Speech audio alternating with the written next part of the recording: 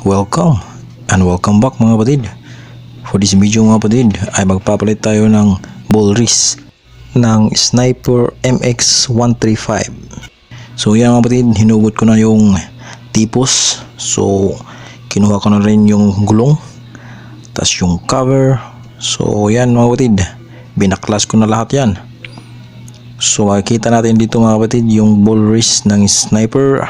Yan yung nakakabit sa ulo ng Sniper. So bolt and nut mga kapatid, kukunin lang natin yan. So ito yung mga lock ng ball wrist mga kapatid. So yan, so makikita natin wrist yan. So ito yung papalitan natin mga kapatid. So sa nagtatanong dyan kung paano ba malalaman kung sira na ba yung ball wrist nila, so malalaman mo mga kapatid kung sira na yung ball wrist ay kung pilit kang pinaliliko sa kanan o kaliwa. Pangalawa mga kapatid ay kapag nakadaan siya sa malubak na daan ay lumalagatok siya. So kung bago ka pa lang sa ating channel mga kapatid ay huwag niyong kalimutan mag-subscribe at hit the notification bell para lagi kang updated sa ating mga panibagong videos. So yan mga kapatid, ay ganito lang yung pagtanggal ng ating ball wrist, no? So ito yung iwan mga kapatid, yung housing ng ating ball wrist. So pupupukin lang natin yan mga kapatid ng tubo or anything na masungkit natin dyan sa baba. So yan mga kapatid, pupukpukin lang natin na ng martilyo ganyan. So dapat mga kapatid ay kabilaan yung pagpupukpuk natin mga kapatid para hindi malustred. So yan mga kapatid, pupukpukin natin. So tatanggalin muna natin yung nasa baba mga kapatid. Okay.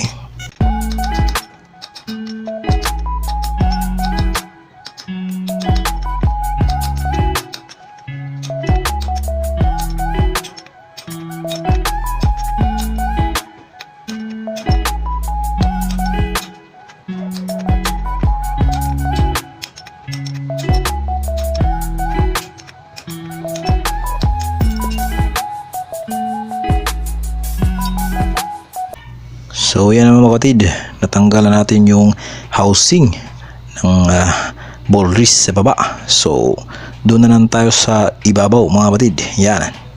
So ganun pa rin yung proseso mga kapatid. Pupukpukin natin ang martilyo, kabilaan pa din mga kapatid. Alright.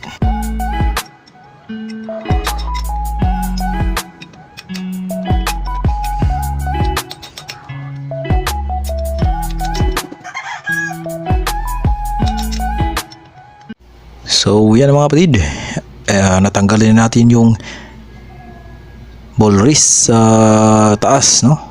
So kailangan natin itong palitan mga kapatid.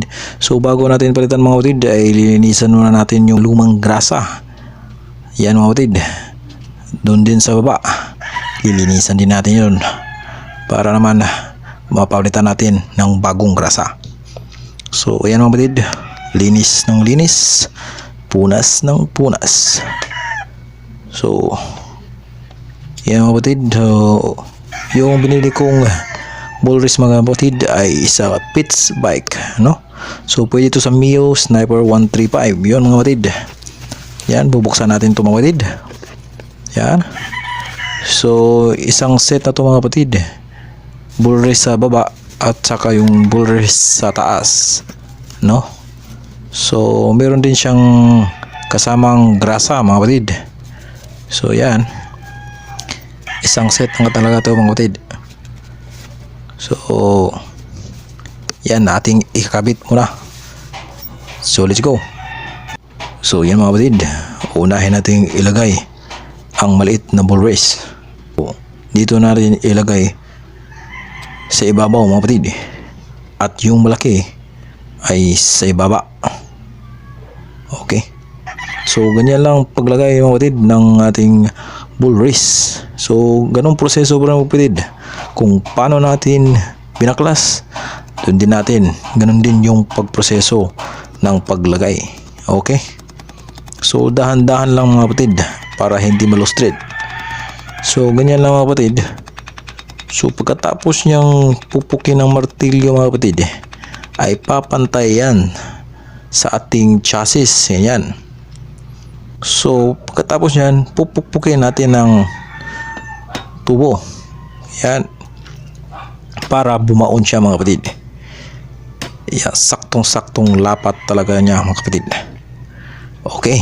So sa baba mga kapatid, ganyang proseso din. Yan. So tapusin muna natin to mga kapatid.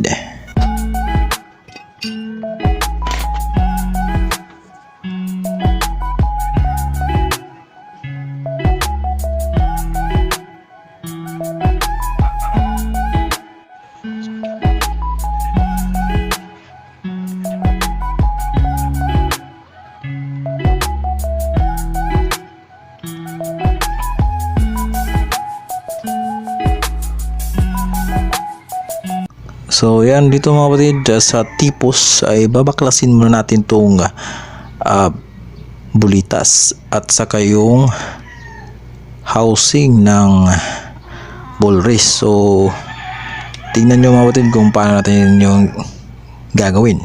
So yun pa rin mga kapatid, gagamit pa rin tayo ng martilyo, no? Yan, pupupukin natin yung bahagi niyan. So ganyan na mga kapatid, lagay ka ng basahan dyan, tapos pupukin natin, no? Ganyan. So ganyan lang ang proseso mga kapatid. Napakadali lang mga kapatid. So ayan kapatid, kapag naranasan mo na ang ganitong problema, ay alam nyo na kung anong sira ng inyong motor. So ganyan lang kapatid, at tatapusin ko muna ang aking ginagawa.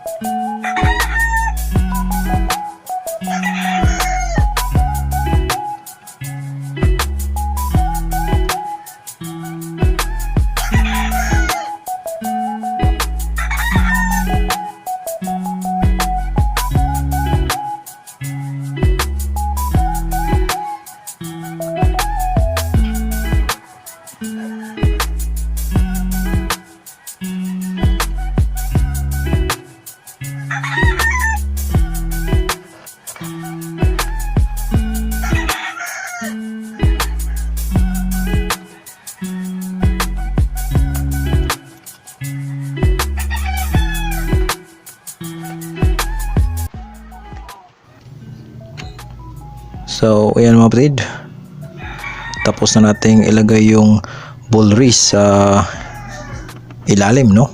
So dito na naman tayo sa itaas mga kapatid. Ilagyan muna natin ng konting grasa at saka yung ilagay natin yung bulitas, no? At saka yung housing ng ball race. So ganyan lang mga kapatid, napakadali lang gawin. Pwede nyo gawin doon sa bahay. Yan. So ikakabit muna natin yung lock. Yan. Tapos na mga kapatid. Napakasimple lang talagang gawin ang pag-replace ng ating ball wrist ng Yamaha Sniper MX135. So, salamat sa panonood mga kapatid. Yan, huwag niyong kalimutan yung bolt and nut dyan. Yun yung pumipigil sa manobela na huwag mabunot. So, salamat mga kapatid at ride safe. Bye-bye.